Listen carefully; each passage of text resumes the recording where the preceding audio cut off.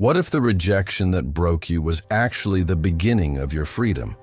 Most people spend their entire lives running from pain, building walls, performing for approval, desperate to never feel that sting again.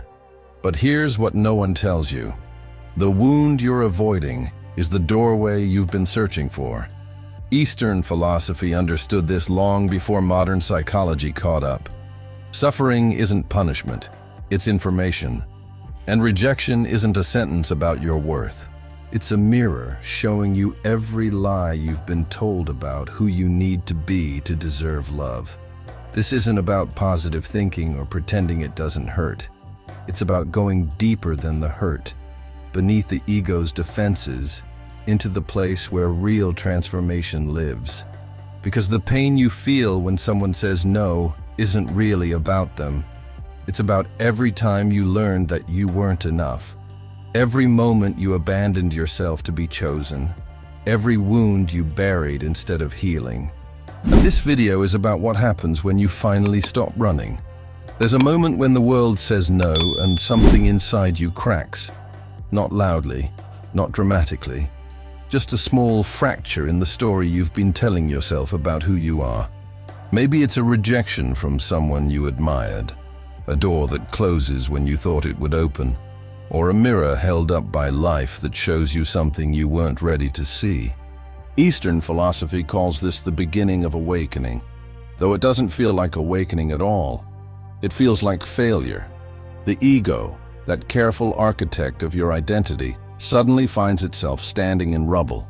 And the first instinct isn't to understand, it's to defend. You see, the ego doesn't just protect you from danger, it protects you from truth. It's built layer by layer, year after year, from the praise you received, the roles you played, the achievements you collected like armor. I am the successful one. I am the one people respect. I am the one who doesn't fail. These aren't just thoughts. They're the temple you live in. And when rejection comes, when that no lands, it's not just an external event. It's an earthquake in the architecture of self. The mind-body connection registers it as threat. Your chest tightens. Your thoughts race. The suffering begins not because of what happened, but because of what it means about you. Buddhism teaches about impermanence, about how all things arise and pass away. But the ego doesn't want to hear that. It wants permanence. It wants to be the exception. So when the first sting comes, when rejection touches the carefully constructed self, the immediate response is denial or justification. They don't understand me. The timing was wrong. I didn't really want it anyway. These are the ego's emergency protocols. Its way of patching the crack before the whole structure starts to show its fragility. This is where emotional pain begins its quiet work. Not in the event itself, but in the gap between who you believed you were and what reality is now whispering. Think of a sword master in the old Bushido tradition. Before he could truly learn, he had to be struck. Not to be defeated, but to feel the reality of steel. The first cut is always the most shocking because it shatters the fantasy of invincibility. Rejection works the same way. It's the first real contact with the truth that you're not who you thought you were. You're not immune. You're not special in the way you imagined. And this realization, though it arrives as pain, is actually the doorway to self-awareness. But you can't see that yet. Right now, it just hurts. And the ego, wounded and confused, begins to construct new stories, new defenses, new ways to avoid feeling this again. The ancient Taoists understood something profound about this moment. They knew that the river doesn't become wise by avoiding rocks. It becomes wise by flowing around them, over them, through them. But first, it must hit them. The collision is necessary. The first sting of rejection is that collision. It's the moment when life stops cooperating with your narrative and starts offering you something else entirely. A chance to see yourself without the filters, not the self you want to be, not the self others told you to be, but the self that exists beneath all that construction. the one that's been there all along, waiting for the temple to crack so it could finally breathe. And though you don't know it yet, this moment isn't the end of anything. The mind doesn't wait. The moment the sting registers, it's already building narratives. Not accurate ones, not helpful ones, just fast ones. Because the mind's job isn't to tell you the truth. It's to protect the ego from disintegration. So it spins stories that make sense of the pain, and almost always, those stories point inward. I'm not good enough. I'm not worthy. There's something fundamentally wrong with me. This is the psychology of pain at work, transforming a single rejection into a verdict about your entire existence. Shadow work later reveals that these aren't new stories at all. They're old ones, sleeping in the basement of your psyche, just waiting for a moment like this to resurface. In Zen philosophy, there's a teaching about the monkey mind, the restless consciousness that jumps from branch to branch, never still, never present. After rejection, the monkey goes wild. It replays the moment obsessively. It analyzes every word, every gesture, searching for proof of your inadequacy. I should have said this. I shouldn't have done that. The mind becomes a courtroom where you're both the defendant and the prosecutor, and the verdict is always guilty. This is where suffering and awakening exist in the same space, though you can only see the suffering. The awakening is hidden in the question you're not yet asking. Why does my mind do this? Why does it turn one no into 1,000 reasons I'm unworthy? What's happening here is deeper than conscious thought. The trauma healing process eventually shows you that rejection often triggers old wounds, moments from childhood or past experiences, where you learned that love, acceptance, or belonging were conditional. Maybe you were praised only when you succeeded. Maybe you were ignored when you failed. Maybe somewhere along the way, you internalized the belief that your value comes from external validation. So when rejection arrives now, it's not just about this moment.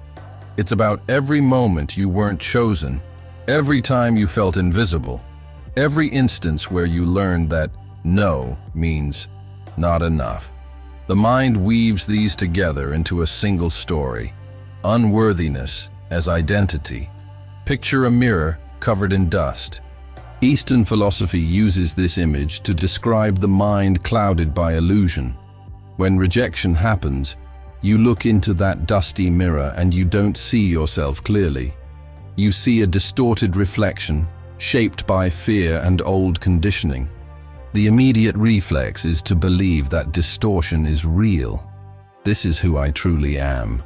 Unworthy, insufficient, flawed beyond repair. But here's what the Taoist masters understood. The dust isn't the mirror. The stories aren't the self. They're just accumulated layers built up over time and mistaken for truth. The real you, the one beneath the narratives, remains untouched. But right now, you can't access it. The stories are too loud. Non-attachment, one of Buddhism's core teachings, points to a profound liberation. You are not your thoughts. But in this moment, that feels impossible to grasp. The stories of unworthiness feel so real, so visceral, so true, that they become your entire reality. You might find yourself withdrawing from people, avoiding situations where rejection could happen again, building walls between yourself and the world. This is the ego's survival strategy. If I don't try, I can't fail. If I don't reach out, I can't be rejected. If I accept that I'm unworthy, then at least I'm in control of the narrative. The mind convinces you that this self-imprisonment is safety, and in a twisted way, it is. But it's also the beginning of a deeper trap, one where the story of unworthiness becomes so familiar that you start to need it. It arrives like a guest you didn't invite, but somehow always expected. It shows up after the stories of unworthiness have settled in, offering a strange kind of relief. Because anger feels stronger than sadness. It feels more powerful than shame. The ego, bruised and defensive, reaches for it instinctively. How dare they reject me? They don't know what they're missing. I'll show them. This shift from pain to anger is one of the mind's most practiced moves. Shadow work reveals that anger is often just pain wearing armor, a way to avoid feeling the vulnerability underneath. But in this moment, it doesn't feel like avoidance. It feels like reclaiming power. There's an old story in Bushido about a young samurai who was insulted by a stranger. His hand went immediately to his sword, ready to defend his honor. But his master stopped him and asked a simple question. Whose pride are you defending? Yours, or the idea of who you think you should be? The student had no answer, because wounded pride isn't really about the present moment. It's about the gap between your self-image and reality. You thought you were someone who wouldn't be rejected, someone who was above this kind of pain. And now that the rejection has happened, the ego scrambles to restore that image, not through growth, but through anger. It's easier to blame them than to look within. Buddhism speaks of karma and rebirth, not just across lifetimes, but within a single life. Every time you choose anger over awareness, you're reborn into the same pattern. The cycle goes like this. Rejection happens, pain arises, the ego feels threatened, anger emerges, you lash out or withdraw, and nothing changes. You carry the wound forward, unexamined and unhealed, until the next rejection triggers it all over again. This is samsara, the wheel of suffering spinning inside your own psychology. And the meditation that could break the cycle, the simple act of sitting with the pain instead of covering it with anger, feels impossible right now. Because anger offers something pain doesn't, the illusion of control. Think about the last time you felt truly angry after a rejection. Maybe you sent a sharp message. Maybe you talked badly about the person who said no. Maybe you withdrew completely and told yourself you didn't care. In that moment, anger felt justified, even righteous. But underneath it, if you were honest, there was something else. A deep, tender hurt. A voice saying, I wanted to matter to them. I wanted to be chosen. I wanted to feel worthy. Eastern philosophy teaches that anger is a secondary emotion, always protecting a primary one. The primary emotion here is grief. Grief over the loss of who you thought you were. Grief over not being seen the way you wanted to be seen. But grief requires surrender, and the wounded pride refuses to surrender. The Tao Te Ching says, the stiff tree breaks in the wind, the flexible tree bends and survives. Anger makes you stiff. It hardens you against the pain, against the lesson, against the transformation that's trying to happen. And the more you hold on to it, the more brittle you become. You start seeing rejection everywhere. You develop a defensive posture toward life. The mind creates narratives of betrayal, of a world that's against you, of people who can't be trusted. This isn't spiritual transformation yet. This is self-protection, taken to its extreme. And beneath all of it, the original wound remains untouched, festering in the darkness, waiting for the moment when anger finally exhausts itself and you're forced to face what's really there. There comes a point where the person who rejected you becomes more than a person. They become a screen onto which you project everything you can't face in yourself. Carl Jung called this the shadow, the part of your psyche that holds all the qualities you've disowned, denied, or refused to acknowledge. After rejection, the shadow work begins whether you're conscious of it or not. You start noticing things about them. They're so arrogant.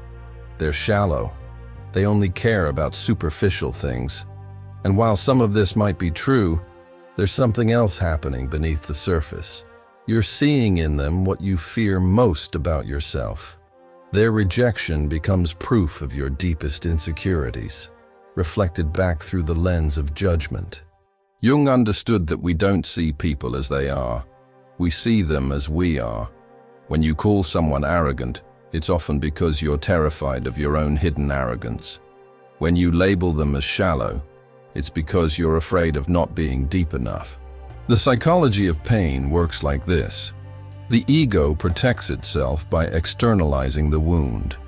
Instead of saying, "I feel unworthy," it says, "They're not worth my time."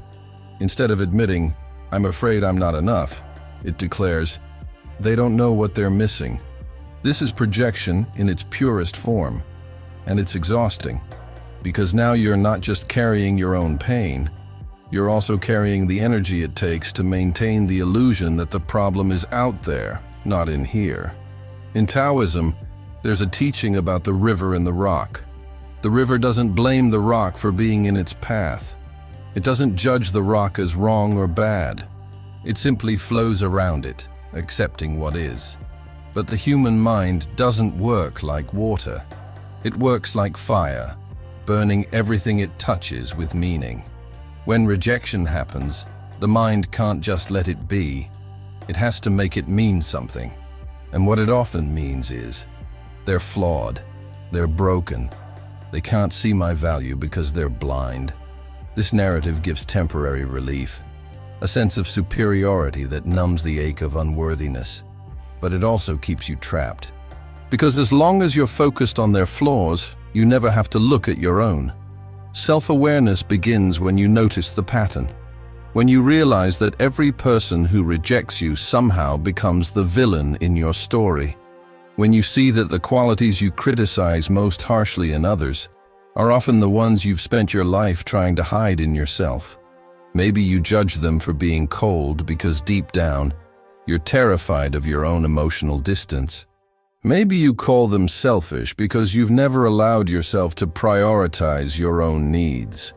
The shadow doesn't just hold your darkness. It holds your unexpressed light too, the parts of you that were shamed or suppressed until you learned to push them onto others. Zen philosophy asks a simple question here. Who is doing the judging, and what in you needs this judgment to survive? Ego dissolution doesn't happen all at once. It happens in moments like these, when the projection becomes so obvious that you can't unsee it. You're sitting there, mentally listing all their flaws, and suddenly something shifts. A whisper from deeper within. Why does this bother me so much? Why do I need them to be wrong for me to be okay? That whisper is the beginning of inner stillness, the part of you that exists beyond the wounded pride and the defensive stories. It's the part that knows projection is just another form of suffering, another way to avoid the real work. And the real work isn't out there. It's not about fixing them or proving them wrong. It's about turning toward the mirror, wiping away the dust, and finally seeing what you've been running from all along. The deeper you go into the pain, the older it becomes. What started as a simple rejection from someone in the present suddenly opens a door to something ancient. A feeling you've carried for so long it became invisible. Trauma healing teaches that the wounds we think are new are often just echoes of the first wound, the original moment when we learned that we could be left behind. Maybe it was a parent who was emotionally absent. Maybe it was a childhood friend who chose someone else. Maybe it was a series of small abandonments that taught you the world isn't safe, that people leave, that you're always one mistake away from being discarded. This rejection isn't just about them. It's about everyone who ever made you feel this way. Eastern philosophy speaks of samsara, the endless cycle of suffering we repeat until we wake up to the pattern. And the pattern here is abandonment. You've been replaying it your entire life without realizing it. You chose people who couldn't fully see you. You stayed in situations where you had to prove your worth. You built relationships on the unspoken agreement that if you performed well enough, you wouldn't be left. And every time someone walks away, it confirms the original story. I'm not enough to stay for. This is the uncomfortable revelation, the moment when you realize that the rejection in front of you is just the surface. Beneath it lies a lifetime of unprocessed grief, waiting to be acknowledged. Carl Jung spoke about the collective unconscious, but there's also a personal unconscious. a reservoir of forgotten pain that shapes everything you do. When rejection triggers this old abandonment, it's not a mental exercise, it's a full-body experience. The mind-body connection lights up like a circuit board. Your chest feels hollow, your stomach tightens. You might even feel like a child again, small and helpless, watching someone walk away. This is why rejection hurts more than it logically should. Because it's not just one person leaving, it's everyone. It's the accumulation of every time you weren't chosen, every moment you felt invisible, every instance where love felt conditional. And now, finally, your nervous system is screaming for you to pay attention. Buddhism teaches about impermanence, about how attachment to anything leads to suffering. But what they don't always say is that before you can practice non-attachment, you have to see what you're attached to. And what you're attached to isn't really this person who rejected you. It's the hope that someone someday will finally prove that you're worthy of staying. That's the deeper attachment. The belief that external validation can heal the internal wound. But it can't. No amount of acceptance from others will ever fill the space left by self-abandonment. Because somewhere along the way, you learn to reject yourself first. You internalize the message that you weren't enough, and you've been carrying that rejection inside you ever since, projecting it outward, seeing it everywhere, confirming it at every turn. There's a Zen story about a monk who carried a heavy stone for years, believing it was his burden to bear. One day, his master asked him, "Who told you to pick it up?" The monk had no answer. He realized he'd been carrying it by choice, not by necessity. The same is true for old abandonment. You've been carrying it because no one taught you how to put it down. The uncomfortable revelation isn't just that rejection mirrors the past. It's that you've been living as if the past is still happening, as if you're still that child waiting to be chosen, as if the wound is still fresh and the only way to survive is to protect it at all costs. But protection isn't healing. And this moment, as painful as it is offering you something radical, the chance to stop carrying what was never yours to carry in the first place. Something changes when you stop looking at them and start looking at the wound. It's subtle at first, almost imperceptible. The anger softens, the stories quiet down, and in that stillness, a question emerges that you couldn't ask before. What is this really about? This is the inner shift, the moment when suffering and awakening finally meet. You realize that the person who rejected you was never the enemy. They were just the catalyst, the messenger, the one who happened to be standing there when the old wound decided it was time to surface. Self-awareness doesn't arrive with fanfare. It arrives in whispers, in the space between thoughts, when you're finally tired enough to stop running and brave enough to turn around and face what's been chasing you all along. The Tao Te Ching says, knowing others is intelligence. Knowing yourself is true wisdom. And this is where true wisdom begins to take root. You start to see that every rejection you've experienced followed the same pattern, the same feelings, the same narratives, the same collapse into unworthiness. It wasn't about them. It was never about them.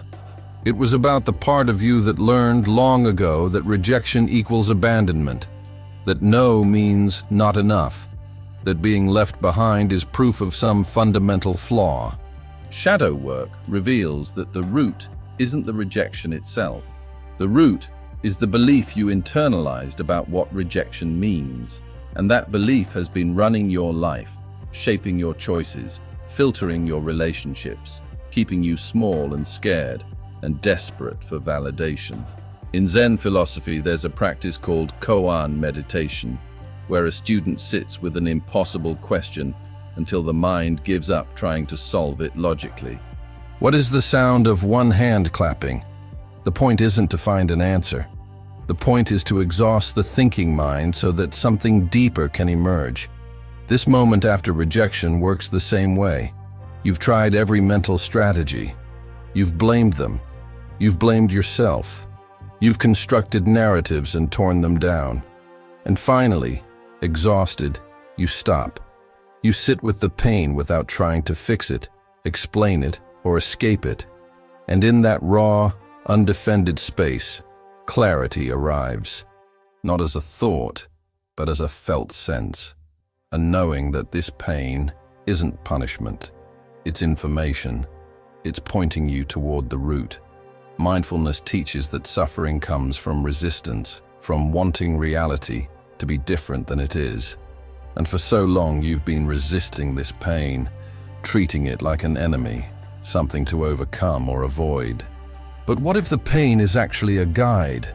What if it's showing you exactly where you abandoned yourself, where you outsourced your worth, where you gave your power away to people who were never meant to hold it?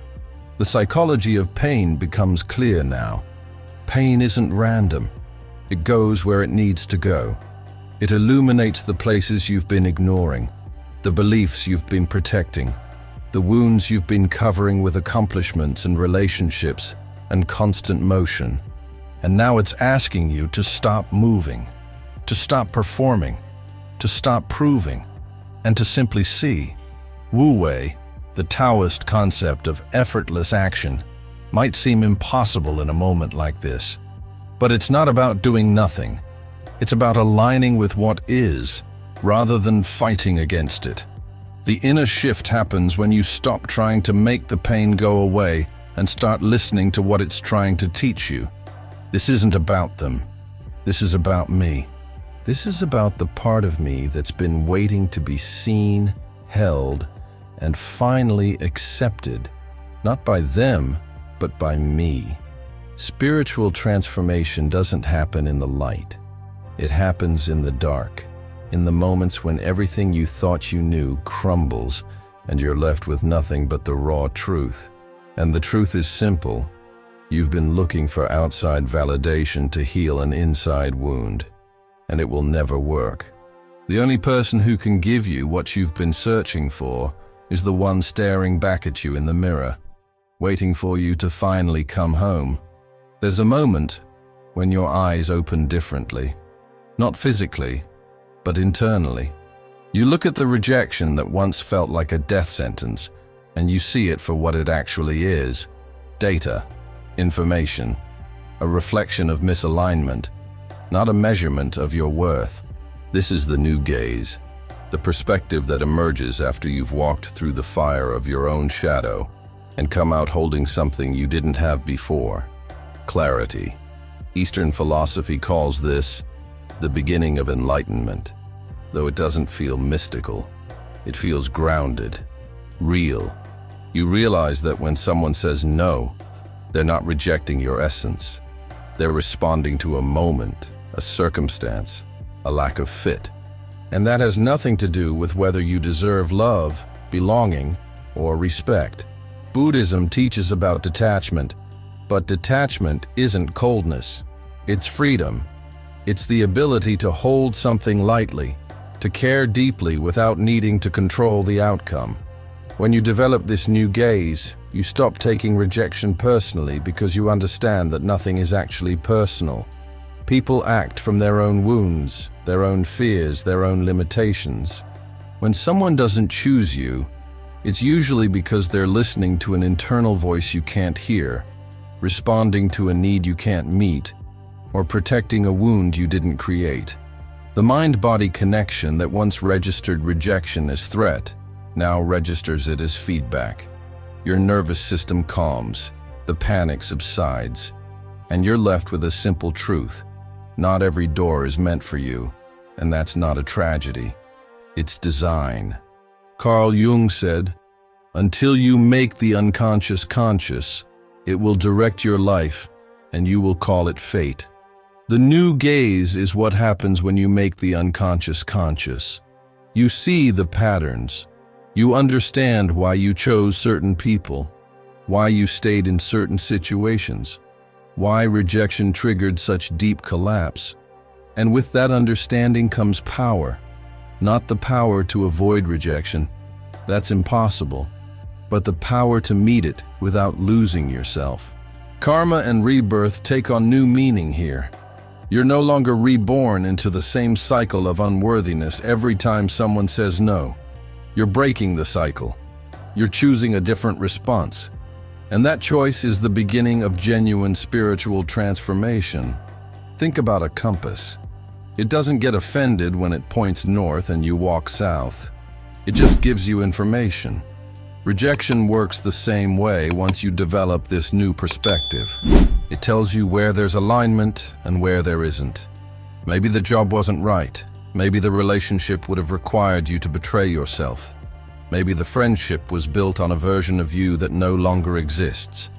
Meditation and suffering have taught you that pain often protects you from paths that would have harmed you more than helped you. The Tao speaks of trusting the flow, of understanding that the river knows where it's going even when you don't. This new gaze allows you to trust that when one door closes, it's not because you're unworthy of doors. It's because there's a better path waiting. Inner stillness becomes your foundation now. Not the stillness of suppression, but the stillness of knowing. You know who you are beneath the stories.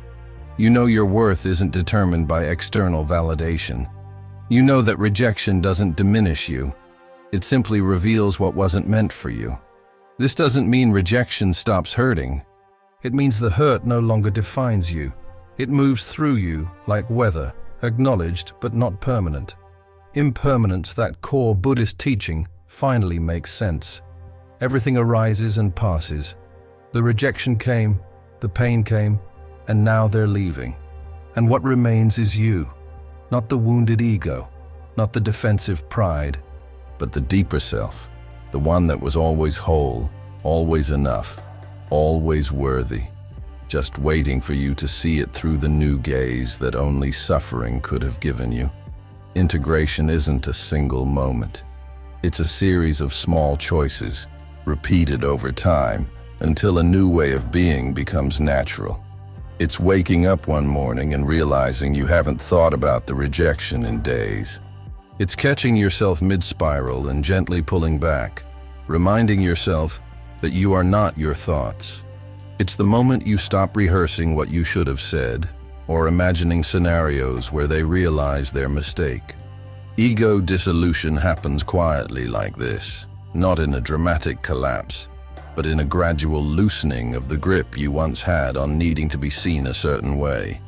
You begin to understand what the Zen masters meant when they said the self is empty, not worthless, empty, free of the goading stories, the rigid identities, the desperate need to be validated by hands that were never meant to hold you.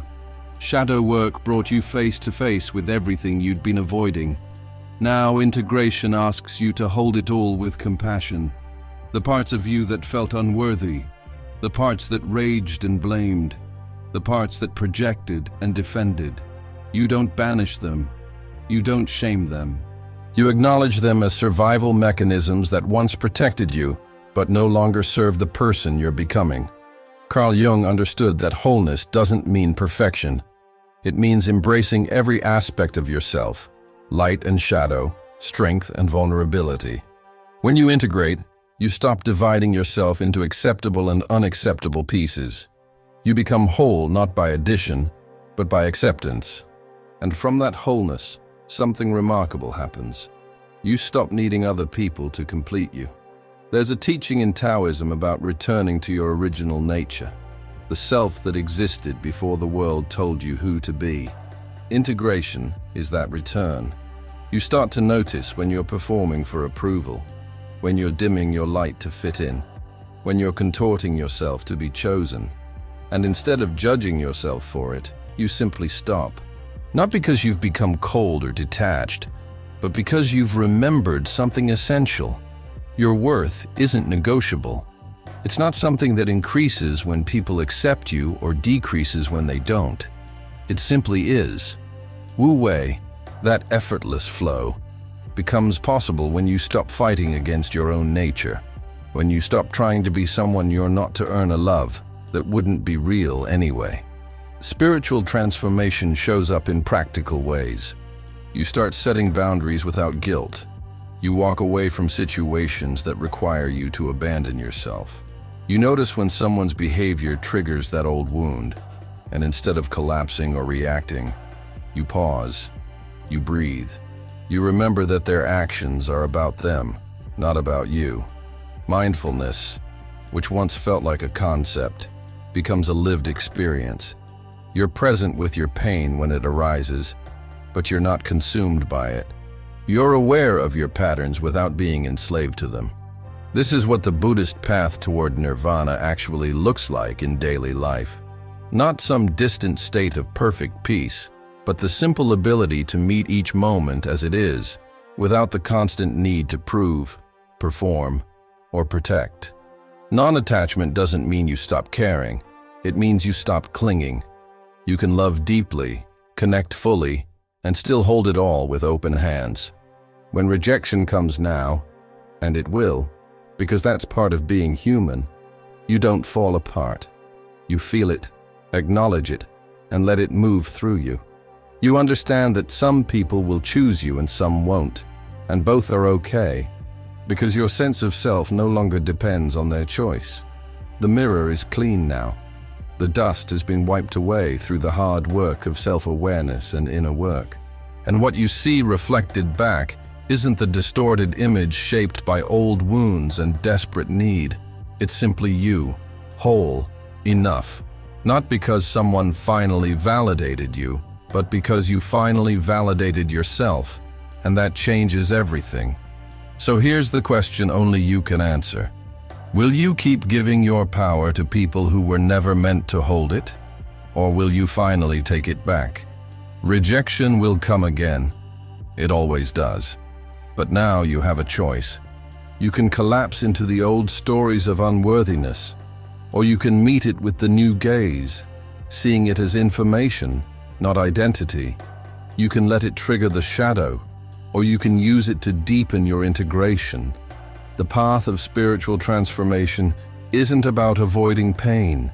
It's about transforming your relationship with it. And that transformation begins the moment you stop looking outside for the validation that can only come from within. The samurai understood this. Musashi, the legendary swordsman, faced rejection, defeat, and isolation more times than history recorded. But he didn't collapse. He didn't let the world's no define his worth. Instead, he turned inward and forged something unshakable. A mind that couldn't be swayed by external judgment. That's the secret of the unwavering mind. Not that it never feels pain, but that it never mistakes pain for truth. If you want to understand how to build that kind of inner fortress, how to stand firm when everything around you says you're not enough, then the next place to go is clear. Watch Musashi and the Japanese secret of the unwavering mind. It will show you what comes after integration, the discipline, the clarity, the unbreakable center that no rejection can touch. If this video touched something real in you, something you've been carrying for longer than you'd like to admit, then don't stop here. There's more work to do, more layers to explore, more freedom waiting on the other side of the wounds you're finally ready to face. You're not broken for feeling this deeply. You're awake, and awakening, as Eastern philosophy teaches, always begins in the dark. The question is, are you ready to see what's been hiding there?